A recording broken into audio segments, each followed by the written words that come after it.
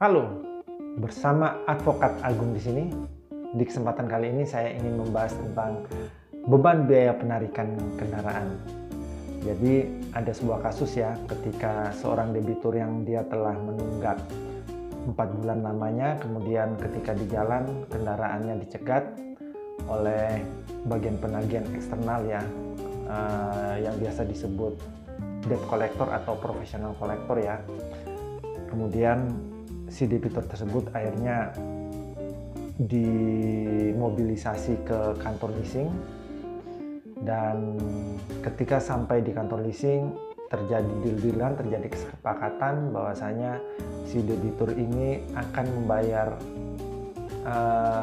angsuran yang tertunggak selama 4 bulan tersebut, dan kemudian si debitur ini juga sepakat untuk membayar deposit 3 bulan ke depan demi mobilnya itu bisa dia bawa pulang kembali ya. Jadi sebulan itu angsurannya sekitar 4 juta karena dia telah menunggak 4 bulan, jadinya 4 kali 4 16 juta ya. Terus dia juga masih harus membayar deposit 3 bulan ke depan yang jumlahnya 12 juta, jadi 16 ditambah 12 juta jadi 28 juta, dan ia telah menyanggupi pembayaran tersebut supaya mobilnya bisa dia bawa pulang kembali. Namun ternyata setelah kesepakatan itu ada, si debitur ini masih diminta untuk membayar biaya penarikan yang besarnya sekitar 15 juta.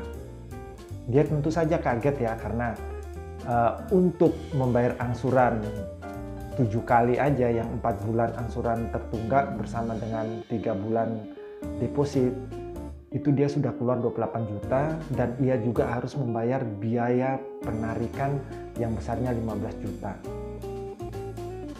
Dia keberatan ya tentu saja dengan pembayaran 15 juta, dan kemudian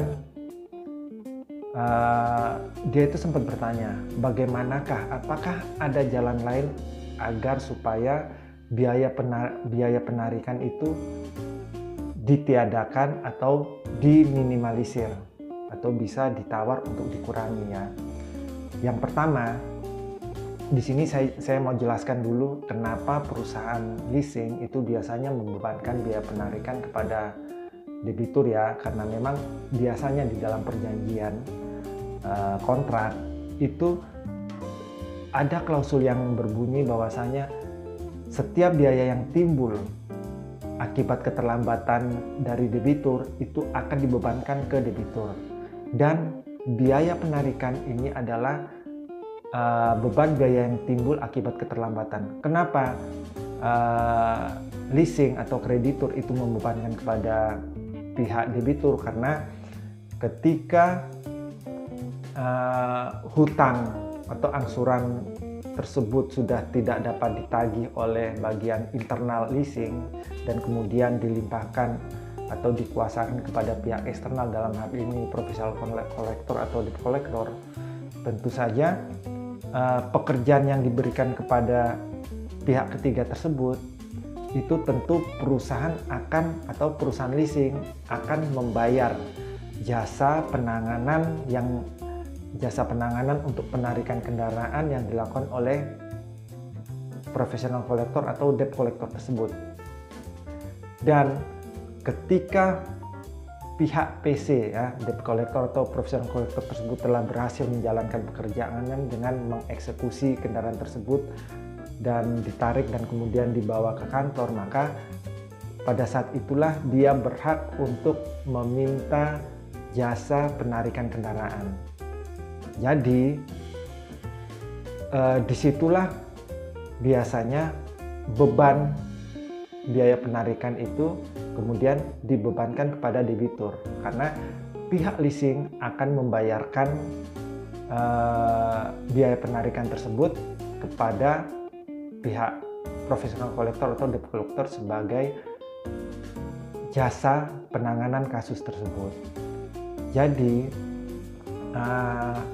ketika ada debitur yang merasa keberatan untuk membayar biaya penarikan, supaya dia bisa membayar biaya penarikan itu lebih rendah, biasanya itu akan diberikan solusi atau diberi saran agar si debitur tersebut bisa melakukan negosiasi dengan pihak penarik kendaraan, pihak profesional kolektor atau debt collector. Disitulah peluang untuk bisa tawar-menawar agar biaya penarikan tersebut dikurangi. Jadi sebagai contoh, ketika biaya penarikan itu misalkan 15 juta ya, seperti kasus yang tadi, mungkin dari situ dia bisa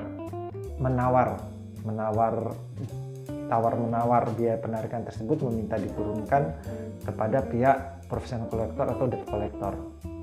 Jadi itu adalah satu-satunya jalan ya, atau peluang supaya bisa meminimalisir biaya penarikan kendaraan. Karena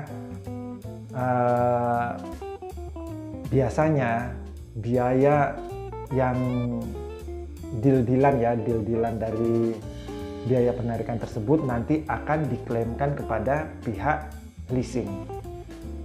Misalkan ketika sepakat untuk tawar-menawar biaya penarikan misalnya dari 15 juta jadi 10 juta itulah yang nanti akan diklaimkan kepada pihak leasing, kemudian pihak leasing akan membayarkan 10 juta tersebut kepada pihak debt collector atau profesional kolektor, dan sebagai ganti biaya penarikan 10 juta yang dibayarkan kepada profesional kolektor itu akan ditarik atau diminta dari pihak debitur.